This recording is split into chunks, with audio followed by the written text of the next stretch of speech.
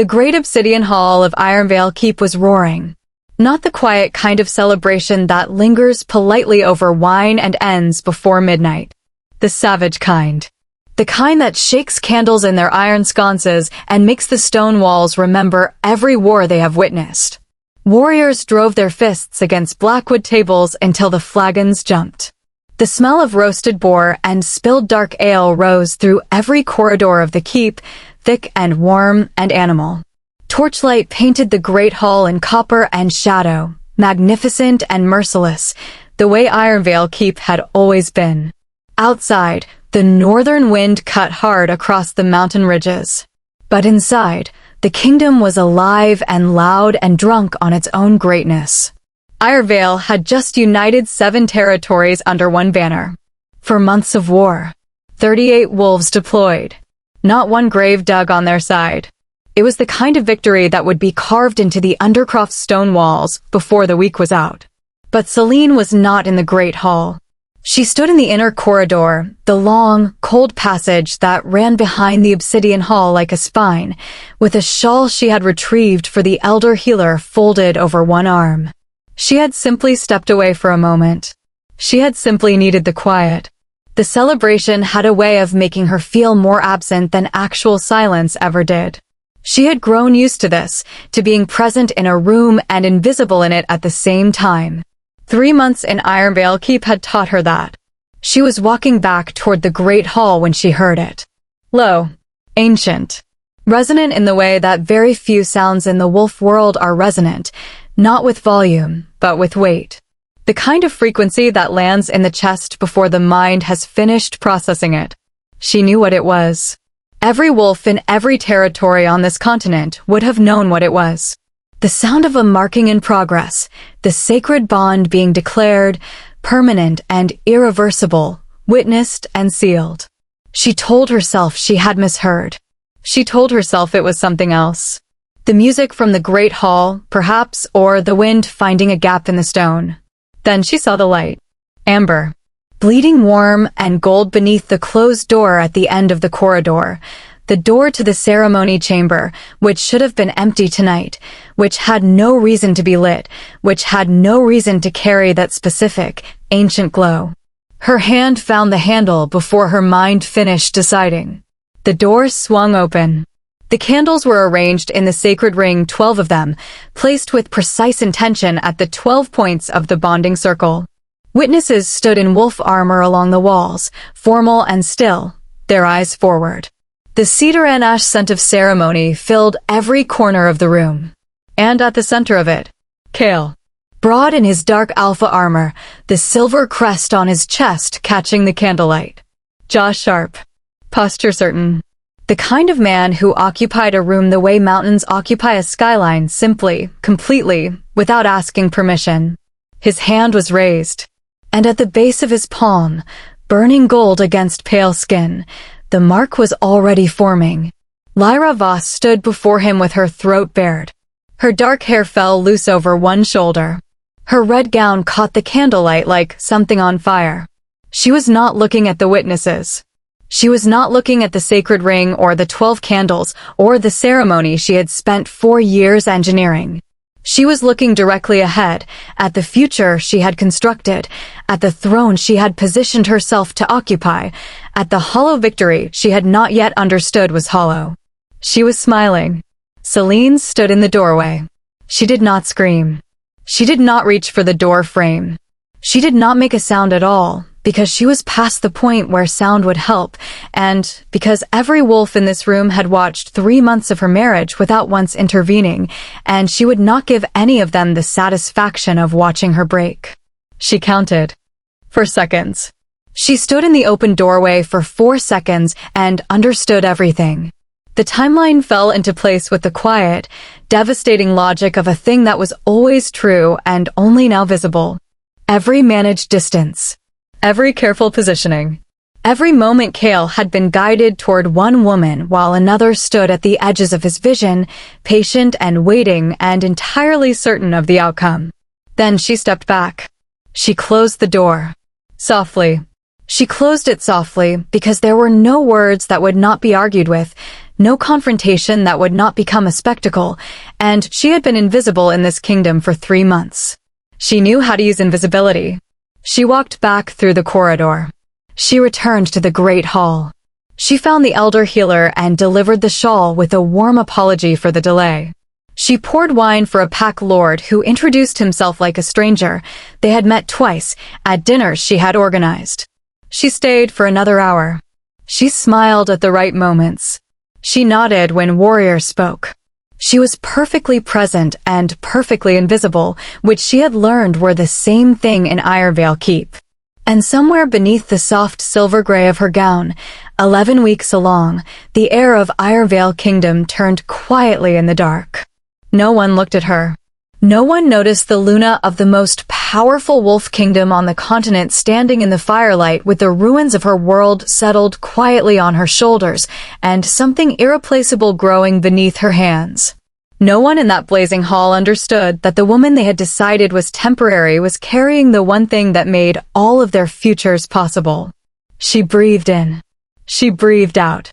And then, when the celebration was finally loud enough to cover an exit, she set down her goblet and walked quietly toward the corridor.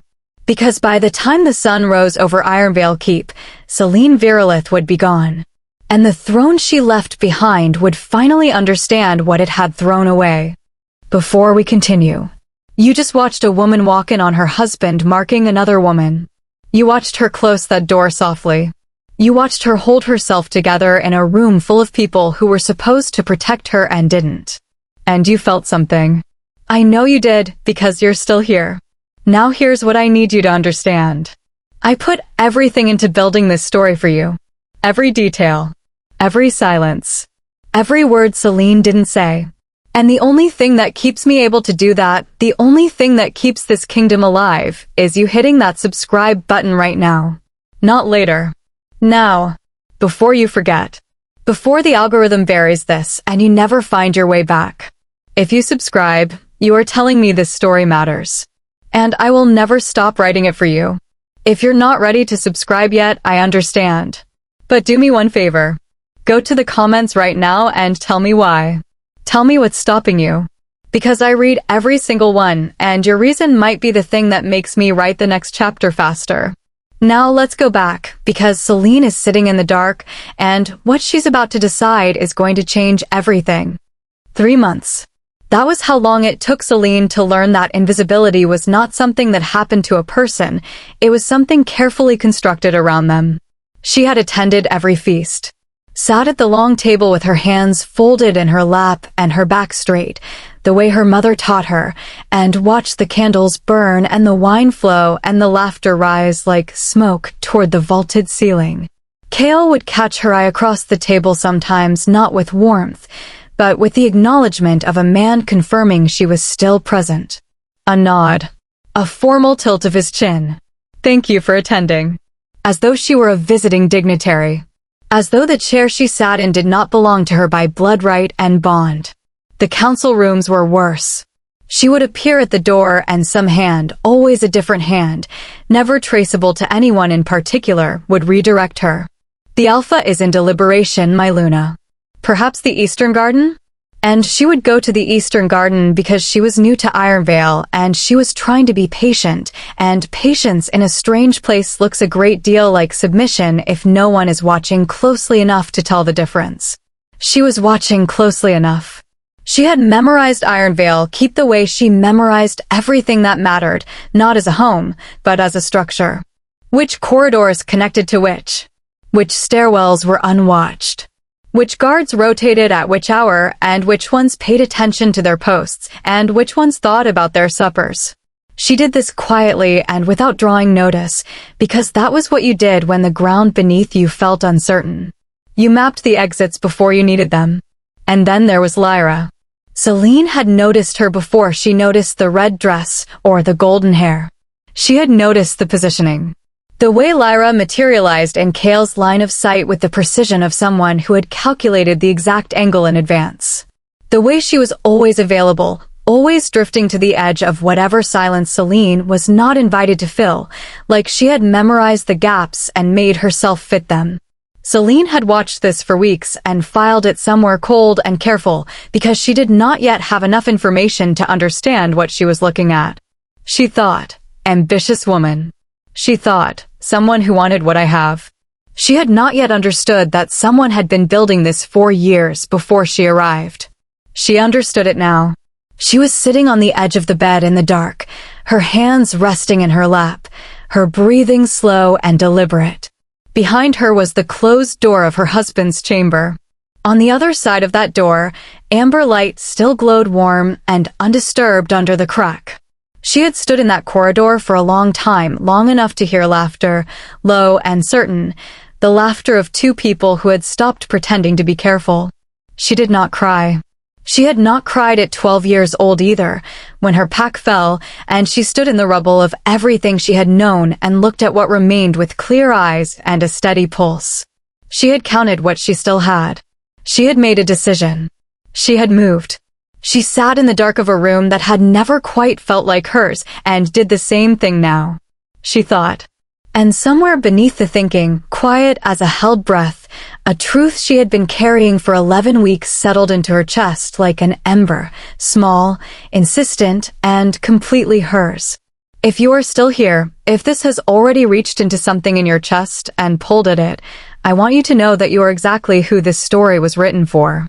Hit that subscribe button right now. Like this story. And drop a comment telling me where in the world you are watching from tonight. Your presence here keeps this kingdom alive. Now let's go back, because the real story is only just beginning. 9 days ago, the healer came. Selene had requested her on a Tuesday morning, quietly, without ceremony. Kael had been in the war council. Lyra had been where she always was, close enough to be useful, far enough to look innocent. The healer, old Marate, who had served Ironveil keep for 30 years and knew how to carry a secret, had examined her without speaking much, confirmed what Selene's body had been telling her for weeks, and left through the servants' corridor before anyone thought to ask who she'd visited. 11 weeks. Selene had sat with that number for 9 days. She had turned it over in her hands like a stone, examined it from every angle, and tried to decide what it meant for the decision she had not yet made. The heir of Ironveil Kingdom grew in one woman per generation.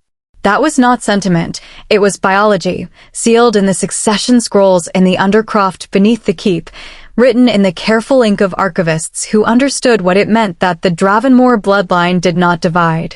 One successor. One line. And it was growing right now inside a woman the pack had quietly, collectively, decided was temporary. She had not told Kael. She had considered it, in the way you consider walking to the edge of something high and looking down. She knew how he received news he had not prepared for. She had watched it, the shuddering behind his eyes, the deliberate neutrality that settled over his face like armor being strapped on. He would have thanked her. He would have said the right formal words and gone to consult with someone about the situation, and Lyra would have been in his line of sight within the hour, providing context, providing comfort, providing the steady architecture she had been constructing for years. Selene had been waiting for something to shift. She had been holding this secret like a compass, waiting for the moment when the needle told her which direction to move.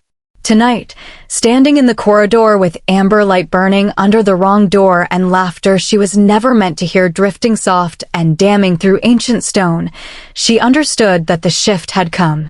Just not toward anything she had hoped for. She moved to the vanity in the dark and opened the bottom drawer. Beneath the folded linen was a wrapped oilskin bundle, smaller than a fist. 6 weeks of careful collecting. Herbs she had identified in Ironveil's storage rooms, in the kitchen gardens, in the baskets of traders at the market she was permitted to visit when accompanied. She had told herself at the time that she was simply being thorough. That she was gathering information the way she gathered everything quietly, without announcing the purpose. She picked up the bundle now and held it for a long moment.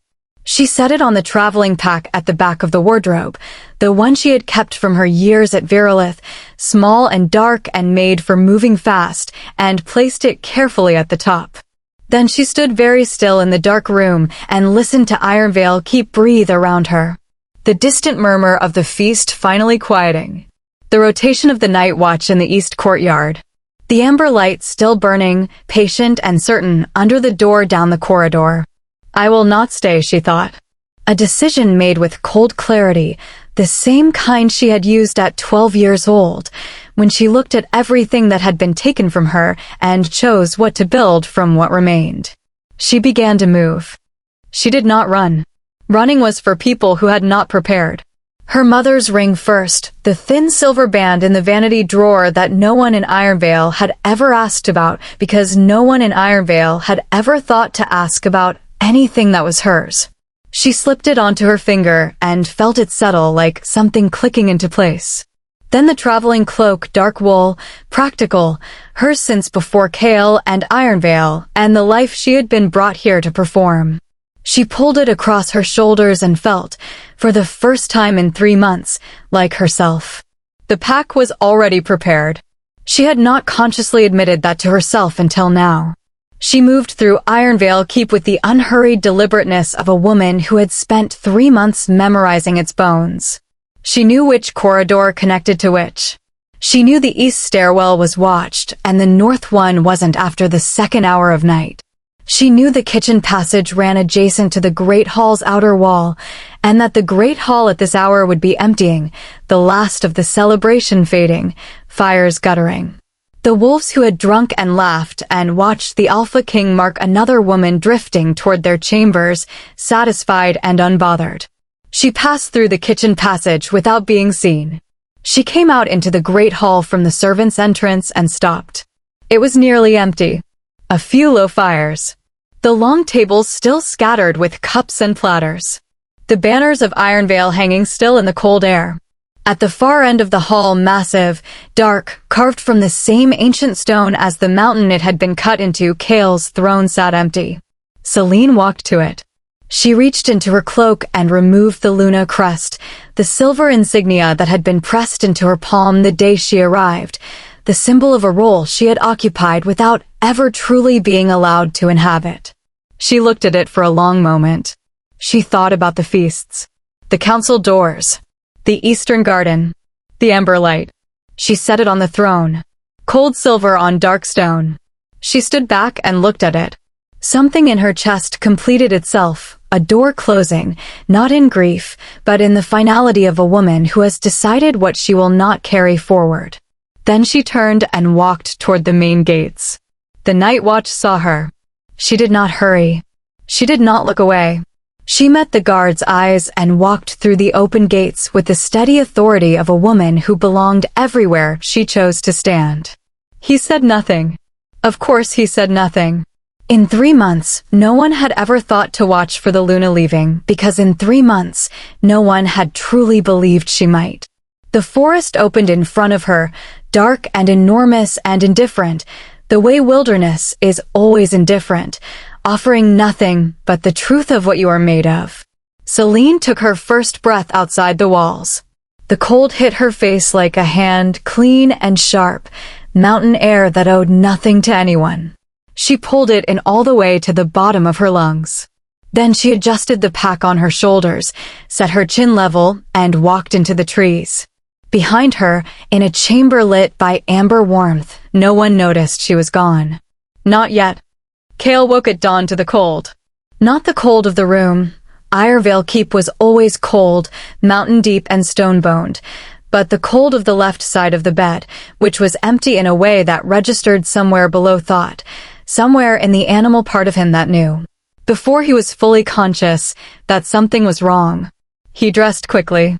He went to the Great Hall because something pulled him there, some instinct he could not name, and he saw it from across the room before his mind had finished assembling the significance.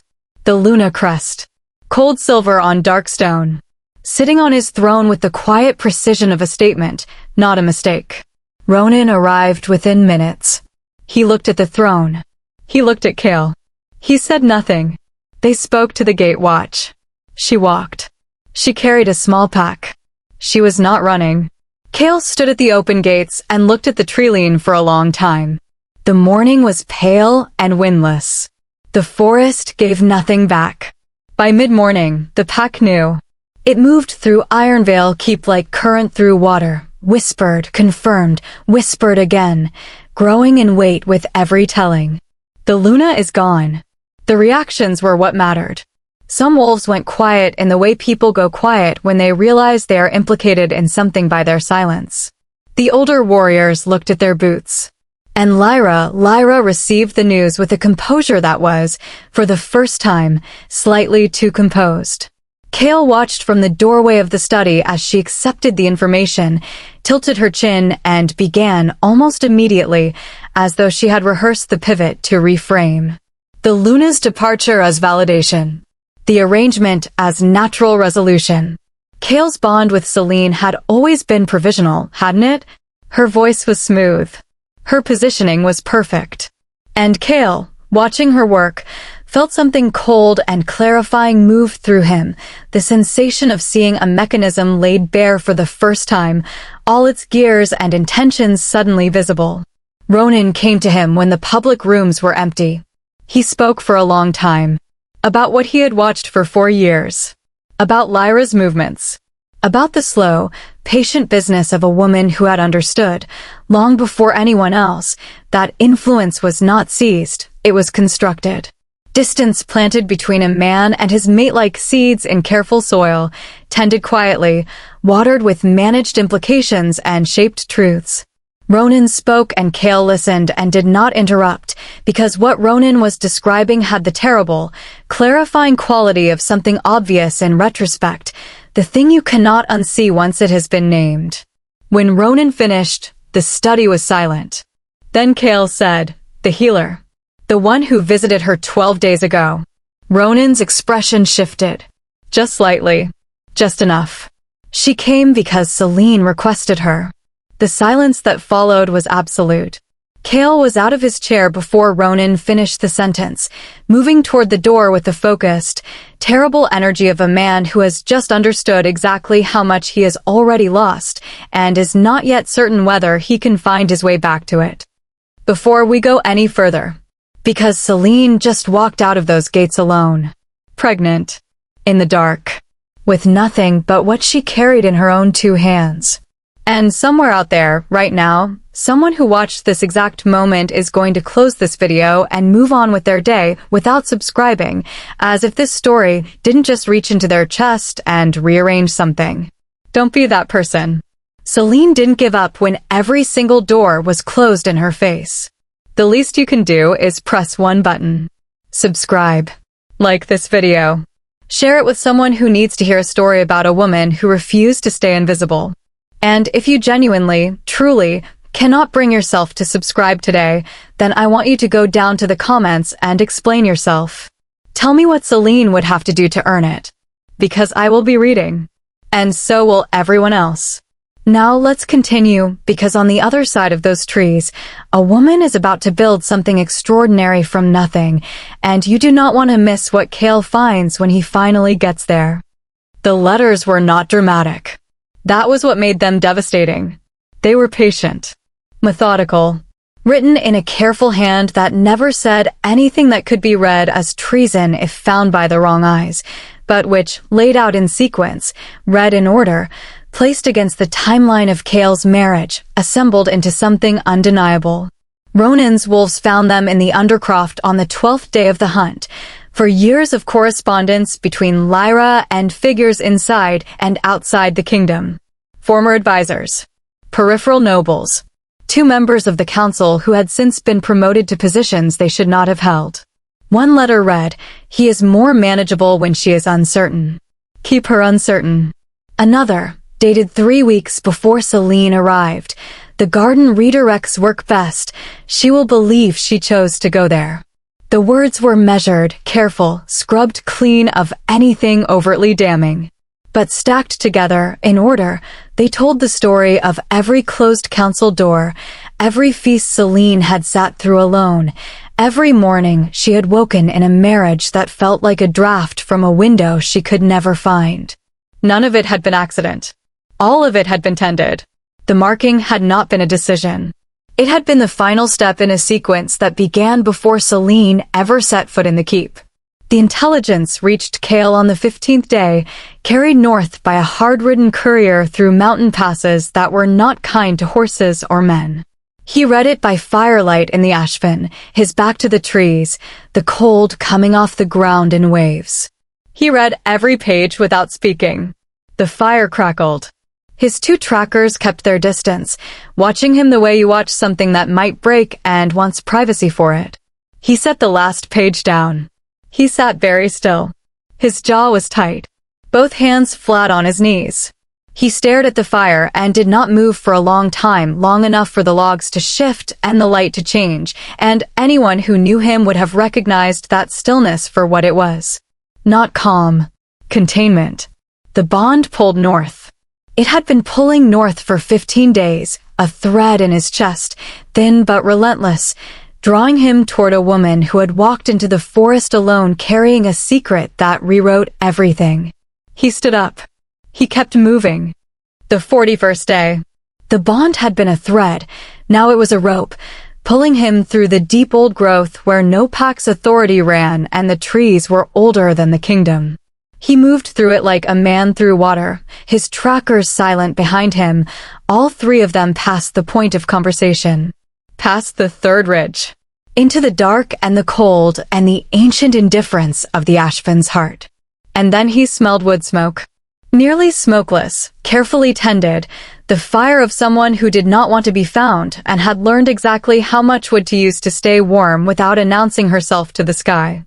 He slowed. He raised a hand to his trackers. They stopped.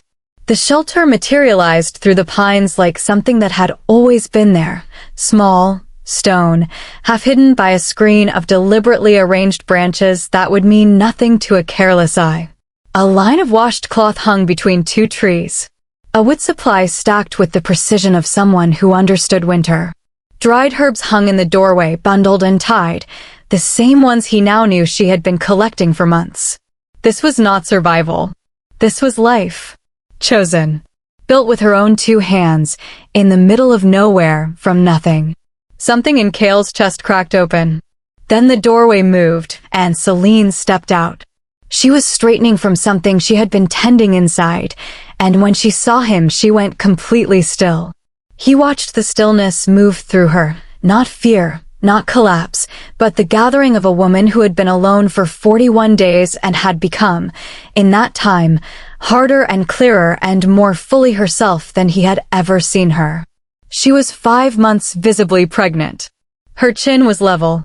Her hands were quiet at her sides. She looked at him the way a woman looks at a man she has already survived, measuring, steady, decided. Kael crossed the clearing.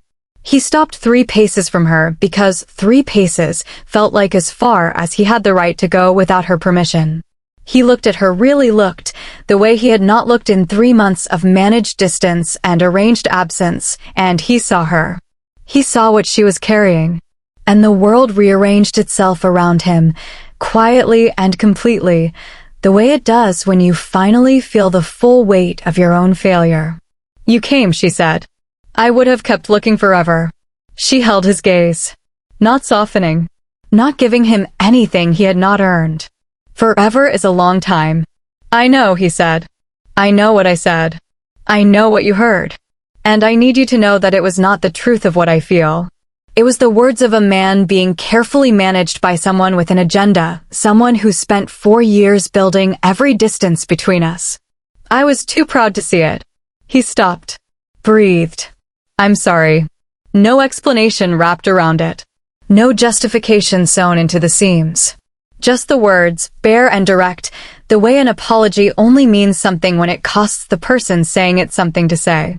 The fire inside the shelter threw soft light across the doorway between them. Selene looked at him for a long moment, 41 days of wilderness and cold, and the courage it takes to build something from nothing pressing into the space between them. Then she stepped aside. He followed her in. She did not ask. She required. Selene sat across from him in the shelter she had built and laid out the terms with the same quiet precision she had used to memorize Ironveil's corridors, not out of anger, but out of the bone-deep clarity of a woman who knew exactly what she was worth and was not interested in performing uncertainty about it. A seat at every council table. Her word weighted alongside his in every pact decision. Full access to the Undercroft and its records. A home for their child built on something real, something chosen and witnessed and true, not managed and arranged from a careful distance. Kael agreed to each one. Not because she was forcing him. Because she was right, and he knew it, and that was the kind of man he was going to have to become. They returned to Ironveil Keep on the third day. Word had moved ahead of them, not through official channels, but through the living current of a pack that senses what matters before it is told. The wolves gathered at the main gates as Selene and Kael rode through the mountain pass, and the crowd that formed was not the managed, ceremonial assembly of a formal return. It was something older. Something that gathered itself because it needed to witness. Selene rode through the gates of Ironveil Keep with the Alpha King at her side and 5 months of the kingdom's future undeniable before her. The wolves who had watched her edge to the margins for 3 months, who had stood at feasts where she sat alone, who had redirected her from council doors and sent her to Eastern Gardens, looked at her now and saw something different. A woman who went into the dark alone. Who built shelter with her own hands in the deep wilderness. Who came back not diminished, not broken, but standing straighter than she had when she left. The oldest wolves recognized it first, that quality in her. It moved across the crowd the way light moves across water. Then the warriors. Then everyone. Lyra faced the pack council 2 days later. The letters were read aloud.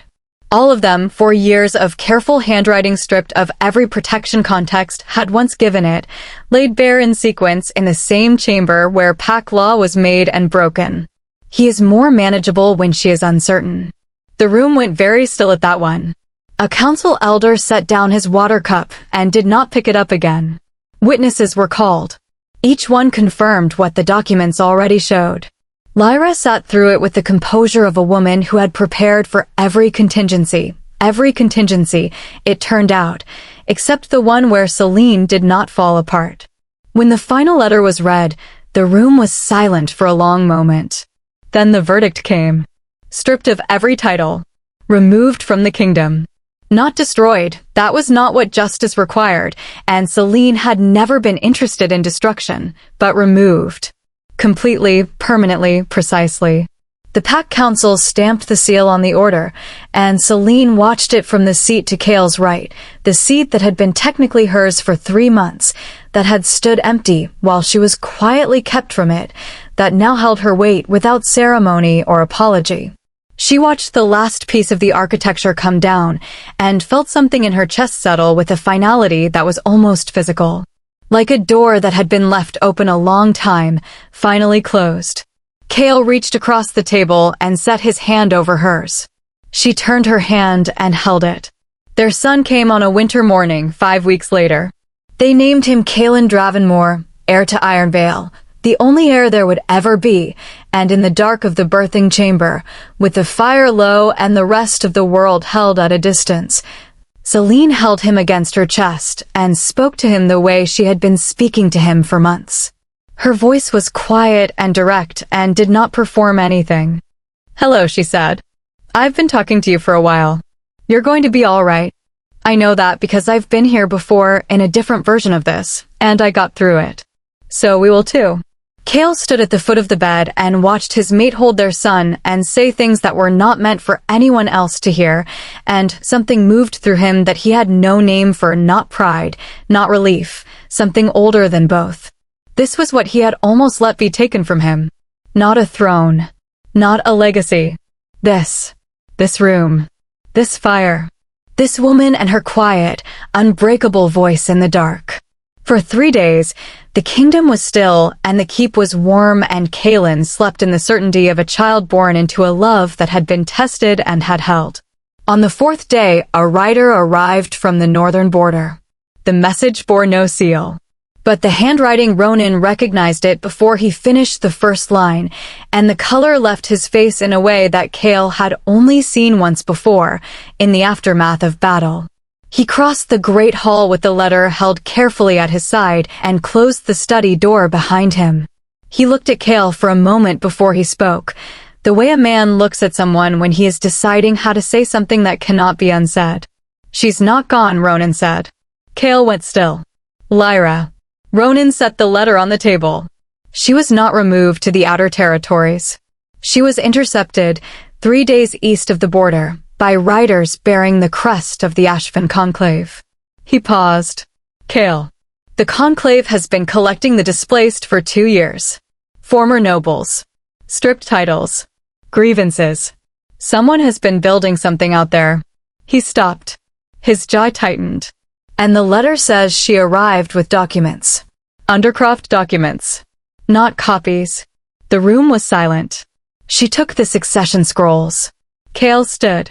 The fire in the hearth threw long shadows across the stone walls.